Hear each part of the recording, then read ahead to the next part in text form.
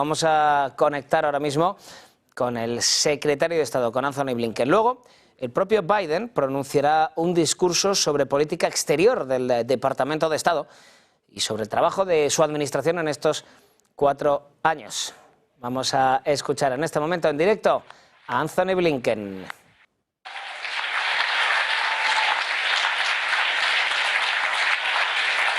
Good afternoon. If I didn't say anything, this would go on all afternoon, for good reason. Mr. President, it is an honor to welcome you back to the State Department. On day one of this administration, you shared a few things with me. You told me something that we long discussed, reminded me that American engagement, American leadership is essential. If we're not engaged, if we're not leading, you said, someone else is likely to be doing it, and probably not in a way that advances our interests or values. Or maybe no one's doing it, and then we're likely to have a vacuum filled with bad things before it's filled with good things. But the other thing you told me, Mr. President, was that there's a greater premium than ever before on finding ways to cooperate, to coordinate, to work with other countries if we're going to get done what we need to get done for the American people. And so you instructed me, you instructed all of us to get out there, to rebuild, to rejuvenate, even to reimagine our alliances and partnerships. And I remember what you told me then. You said, we don't know when this is going to make a difference, when we're going to need these friendships, these partnerships, but someday, some way, somewhere, they're going to be critical for advancing the national interest. And that's exactly what the men and women of this department have done. And we've been able to carry out that charge for 2 reasons. First, the people you see before you, and so many others who are out in the field at embassies and consulates. You said when you came here 4 years ago that the leadership of diplomats of every stripe doing the daily work of government is essential, and they proved it. That daily work has become nightly work, 24/7, 7 days a week, hammering out agreements, jumping into action in crisis, creating opportunities for our citizens around the world, producing expert advice for you and your team at the White House. Everyone here knows this work can be tough. It's often not very glamorous, but it makes us stronger. It makes the world a better place.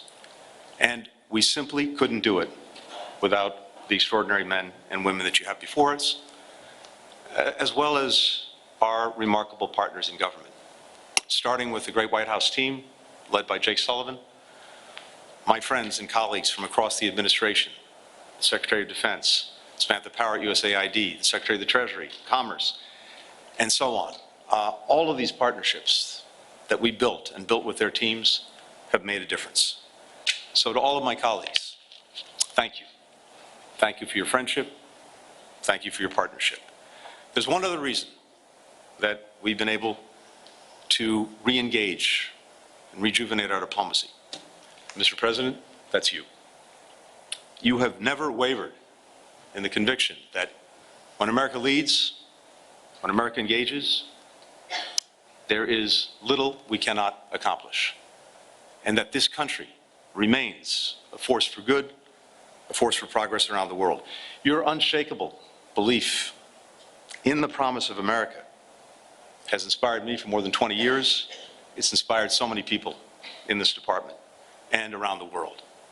Simply put, it's been the privilege of my lifetime to work for you, to work with you, to work with this extraordinary team that you've assembled. And it's the honor of a lifetime to be able to introduce, one more time, the 46th President of the United States, Joe Biden.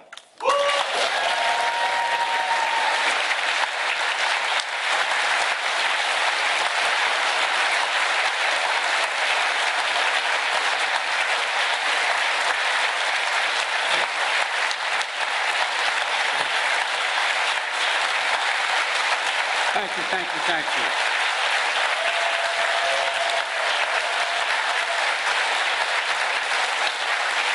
Thank you. Thank you, please, thank you. Thank you, thank you, thank you. It's good to be back at the State Department. Tony, if I may start by saying this, you're one of the finest men I've ever known in any undertaking, for one important reason. Yeah.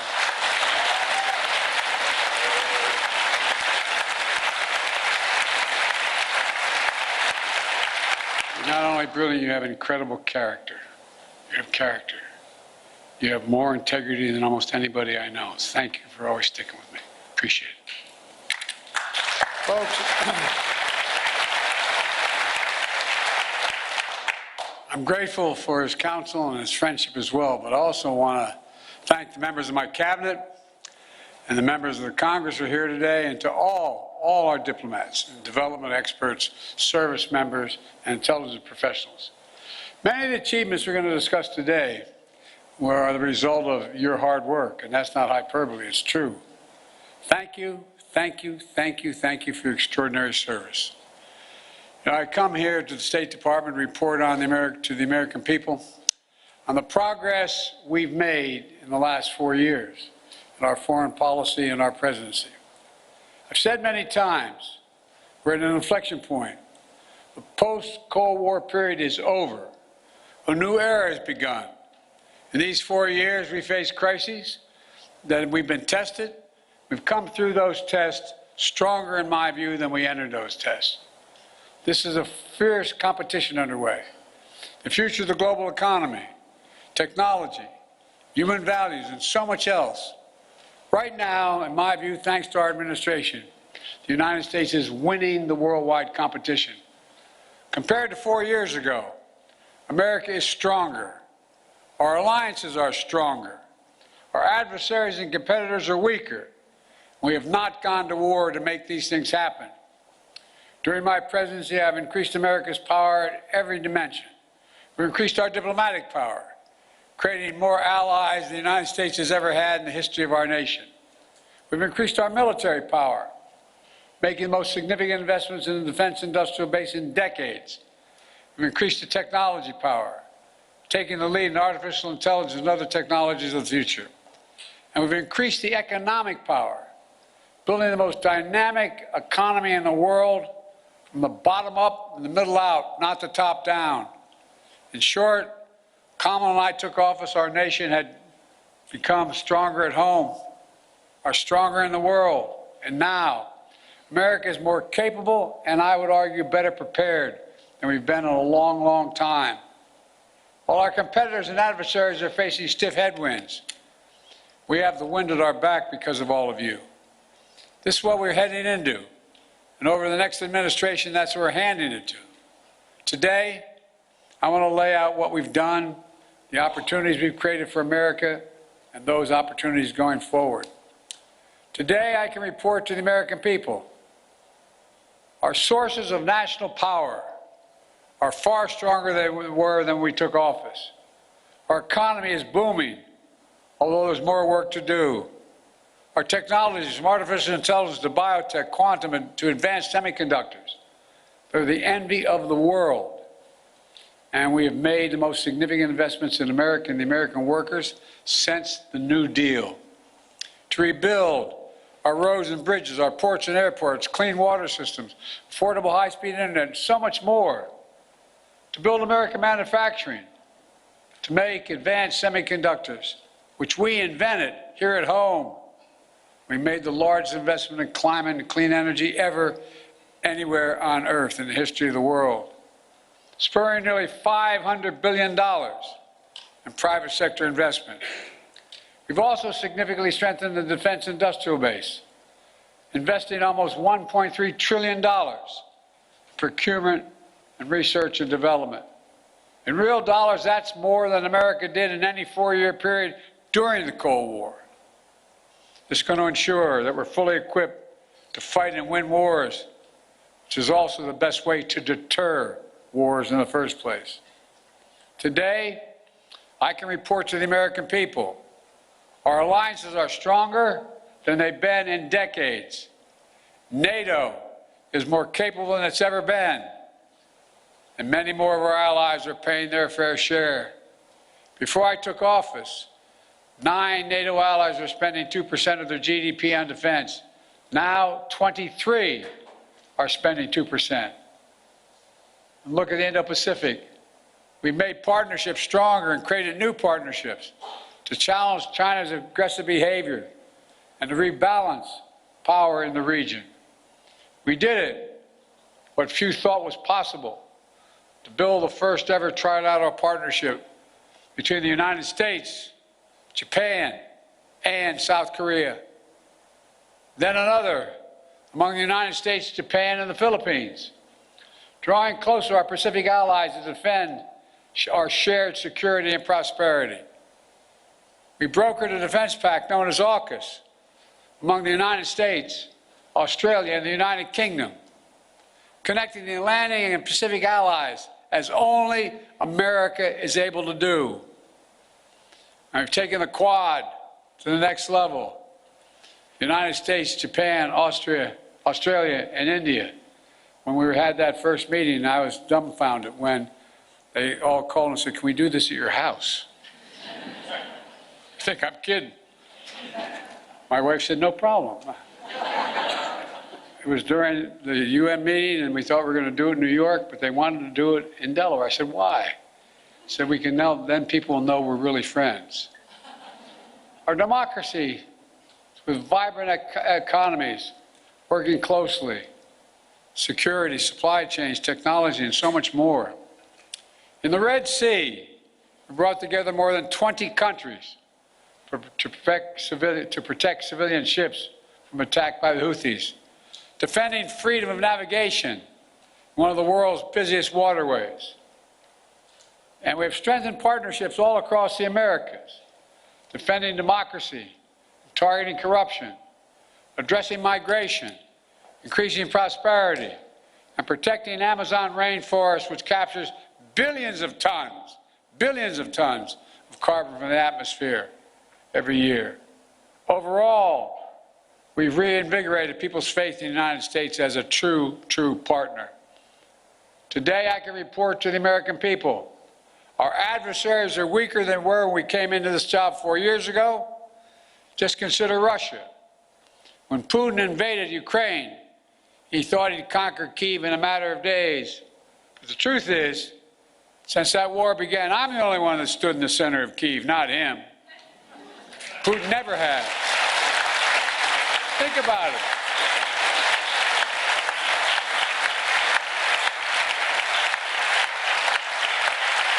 It was a long train ride, but I'm the only commander-in-chief to visit a war zone not controlled by U.S. forces. We helped Ukrainians stop Putin. And now, nearly three years later, Putin has failed to achieve any of his strategic objectives. He has failed thus far to subjugate Ukraine, failed to break the unity of NATO, and failed to make large territorial gains. There's more to do. We can't walk away.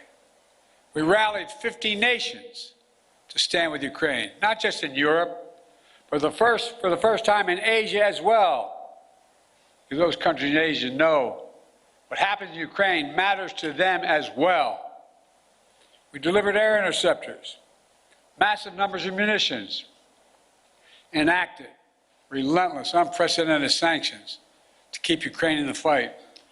And now Russia is struggling to replace what they are losing on the battlefield in terms of military equipment and fighters. And the ruble is under enormous pressure. As I saw it, when Putin launched his invasion, I had 2 jobs. One, to rally the world to defend Ukraine, and the other is to avoid war between 2 nuclear powers. We did both those things. Today, Ukraine is still free, independent country with the potential for a bright future. And we laid the foundation for the next administration so they can protect the bright future of the Ukrainian people. And now, look at Iran. Did you ever think we'd be where we are with Iran at this moment? After those despicable attacks by Hamas on October the 7th, Iran directly attacked Israel twice with hundreds of ballistic missiles and drones. And twice they failed because the United States organized a coalition of countries to stop them and ordered U.S. aircraft to come to the defense of Israel. Now, Iran's air defenses are in shambles. Their main proxy, Hezbollah, is badly wounded. And as we tested Iran's willingness to revive the nuclear deal, we kept the pressure with sanctions. Now Iran's economy is in desperate straits. All told, Iran is weaker than it has been in decades. And if you want more evidence that we've seriously weakened Iran and Russia, just take a look at Syria. President Assad was both countries' closest ally in the Middle East. Neither could keep him in power. Quite frankly, neither really tried very hard. Now, I cannot claim credit for every factor that led to Iran and Russia growing weaker in the past 4 years. They did plenty of damage all by themselves. But Israel did plenty of damage to Iran and its proxies. But there's no question, our actions contributed significantly. And now major authoritarian states are aligning more closely with one another. Iran, Russia, China, North Korea. But that's more out of weakness than out of strength. So as the new administration begins, the United States is in a fundamentally stronger position with respect to these countries than we were 4 years ago.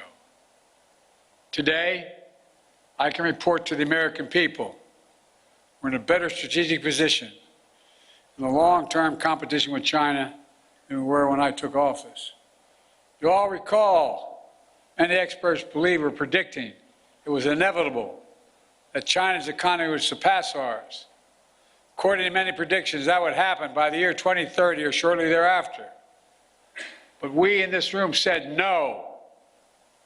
If we make the investments in ourselves, we protect our workers and technologies, that will not happen. Now, according to the latest predictions, on China's current course, they will never surpass us, period.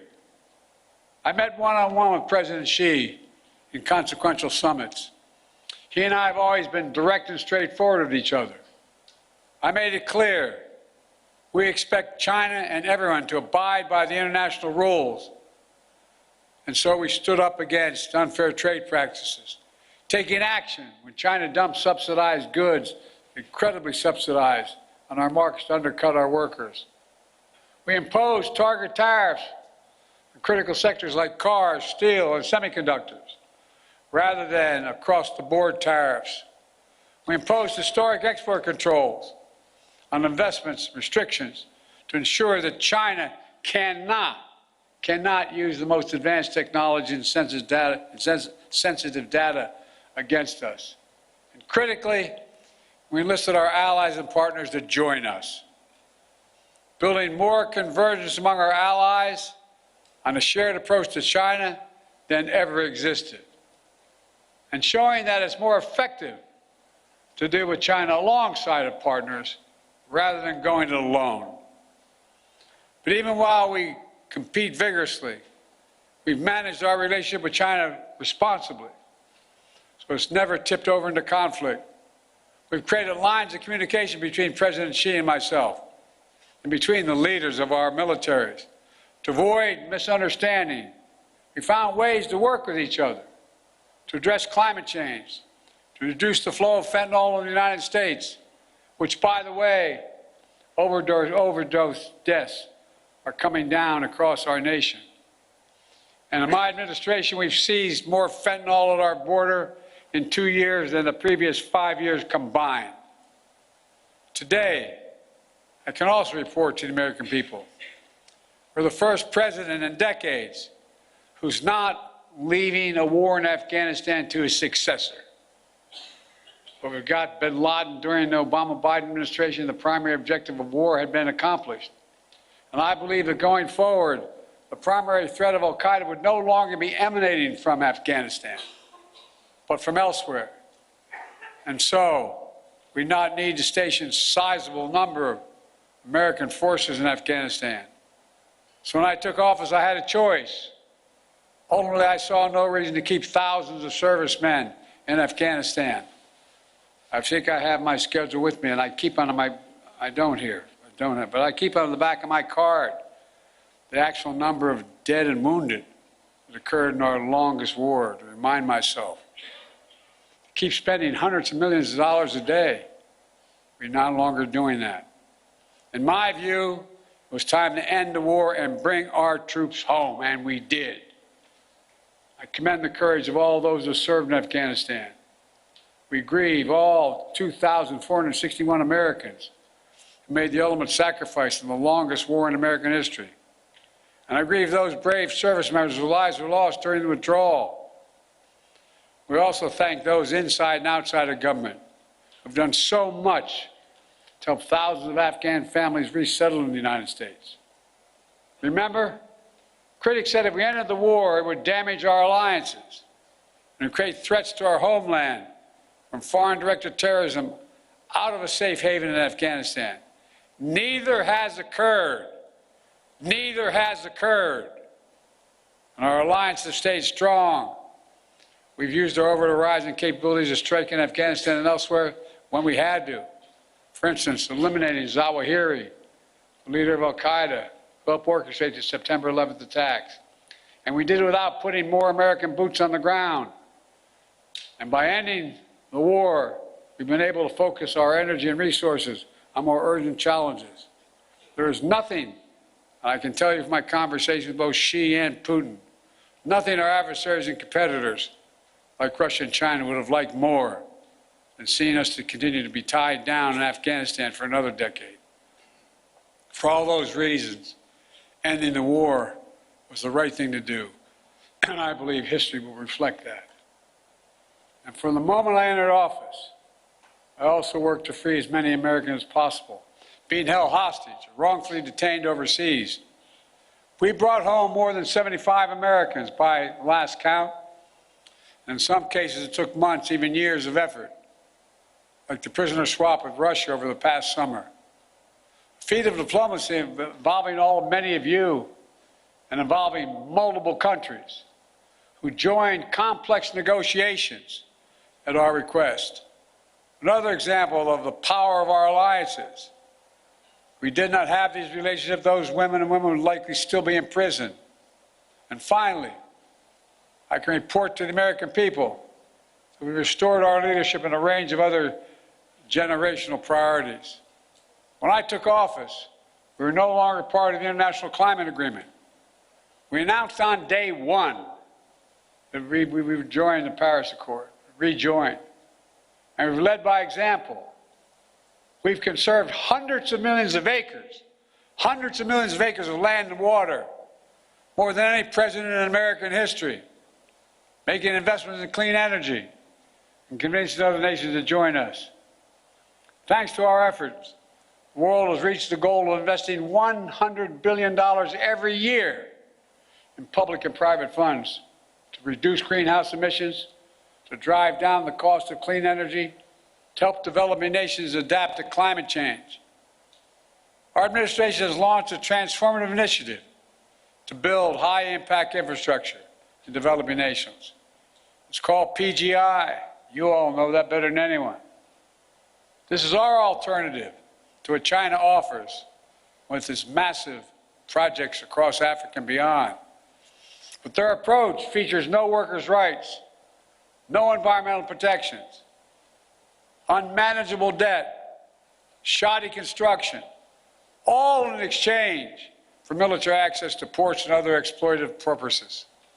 By contrast, we've leveraged $600 billion and unleashed the private sector to build an infrastructure in order to grow economies and combat climate change. As an example, I was recently in Angola to see a major project being built with the help of American public funding, which brought in even more private investment.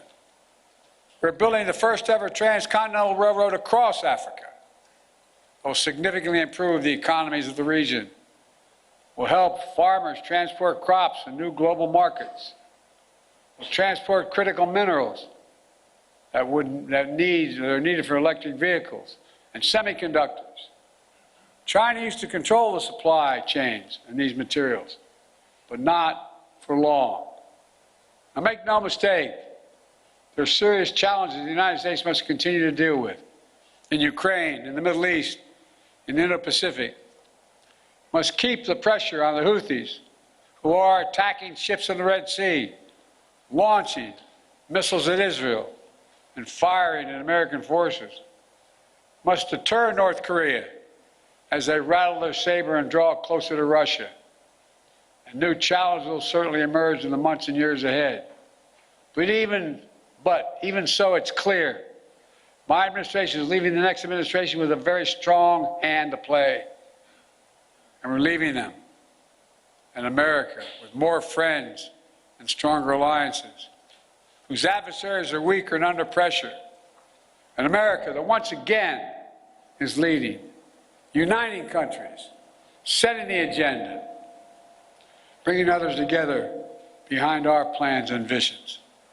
In America, which is no longer at war, which has made historic investments in American workers, American energies, American factories, generating the strongest economy in the world, which is now in a much better position to win the future against any competitor. These wins are not partisan. They're American. They benefit all Americans and reflect America's endless capacity for leadership and reinvention. Look, folks, the United States should take full advantage of our diplomatic and geopolitical opportunities we've created to keep bringing countries together to deal with challenges posed by China, to make sure Putin's war ends in a just and lasting peace for Ukraine, and to capitalize on a new moment for a more stable, integrated Middle East. To do that, the next administration must make sure the fall of Assad does not lead to the resurgence of ISIS in Syria and across the region. It must carry forward the commitment that America will never, never allow Iran to acquire a nuclear weapon. And on the war between Israel and Hamas, we're on the brink of a proposal that I laid out in detail months ago, finally coming to fruition. I have learned in many years of public service to never, never, never, ever give up. So I spoke to Prime Minister of Israel yesterday. I spoke to Emir of Qatar today. I look forward to speaking with President Sisi soon. We're pressing hard to close this. The deal we have structured would free the hostages, halt the fighting, provide security to Israel, and allow us to significantly surge humanitarian assistance to the Palestinians who've suffered terribly in this war that Hamas started. They've been through hell. So many innocent people have been killed. So many communities have been destroyed. The Palestinian people deserve peace and the right to determine their own futures. Israel deserves peace and real security. And the hostages and their families deserve to be reunited. And so we're working urgently to close this deal. And as we deal with immediate challenges, in my view, we have to look to the future. I urge the next administration to carry forward two issues that have been central to my presidency and which shape the future, in my view. On artificial intelligence, we are in the lead, and we must stay in the lead. We must not offshore artificial intelligence, as we once did with computer chips and other critical technologies. AI has the power to reshape economies, governments, national security, entire societies. And it must be the United States and our closest allies that lead the way to ensure people's rights are respected, their safety is protected, and their data is secure.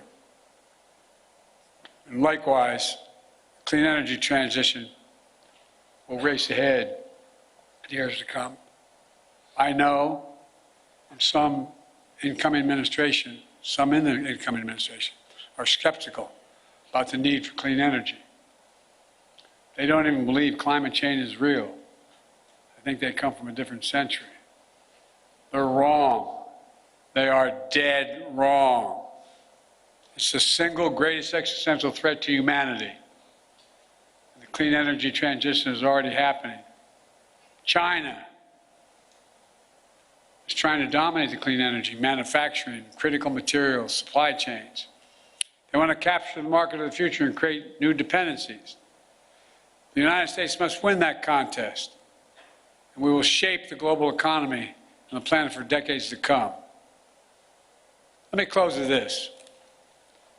Like many of you, I've dedicated a significant portion of my career to our nation's foreign policy. As chair of the Foreign Relations Committee as a senator, vice president for 8 years, and now president of the United States, I put together one of the most competent foreign policy teams, I would argue, in American history, sitting in this room and before my eyes.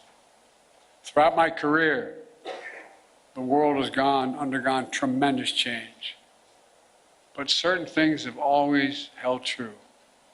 At our best, America leads not only by the example of our power, but the power of our example.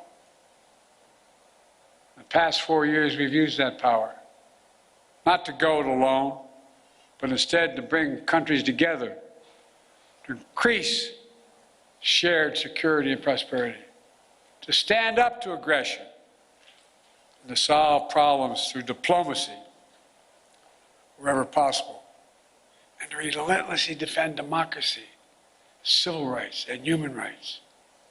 Because that's who we are. That's who we are. You've heard me say it many times before. We're the only country on earth founded on idea. Every other country is founded on geography, religion, ethnicity, or some other unifying factor. But America was built on an idea, literally, not figuratively. That idea was all women and men are created equal. The idea that has inspired the world for 250 years and counting. We're always reaching to do better, always looking to the future, and at our best, always seeking progress for our people and for people everywhere. It's been the honor of my life to serve as your president. Today, I'm optimistic about our future, as optimistic as I've ever been. Just have to remember who in the hell we are. You've heard me say it many times. We're the United States of America, for God's sake. There is nothing beyond our capacity if we do it together and commit to it. Nothing. So thank you all for all you've done. I hope many of you are going to be staying in the next administration to keep this moving. May God bless you all, and may God protect our troops. Thank you, thank you, thank you. Thank you.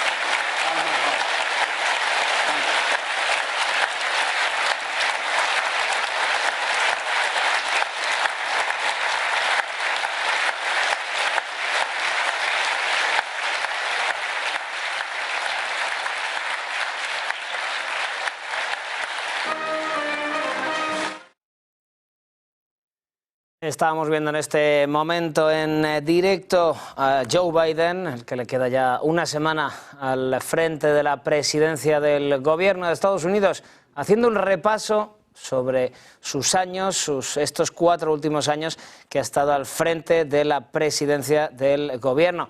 El presidente estadounidense Joe Biden ha explicado sobre todo su política exterior durante su administración, durante estos últimos 4 años. Más fuerte en casa que en el mundo se ha vuelto Estados Unidos, decía Joe Biden durante mi presidencia. Ha enfatizado también en las alianzas mejoradas, en el debilitamiento de sus adversarios. Ha dicho: soy el único presidente en décadas que no le ha dejado una guerra en Afganistán a su sucesor. También ha explicado en esta intervención en el Departamento de Estado. Biden ha reflexionado también sobre los logros de su administración en materia de política exterior, destacando las oportunidades que le deja a su sucesor, sin nombrarle, a Donald Trump, mientras que los competidores se enfrentan a fuertes vientos, ha llegado a decir, en contra. Nosotros tenemos el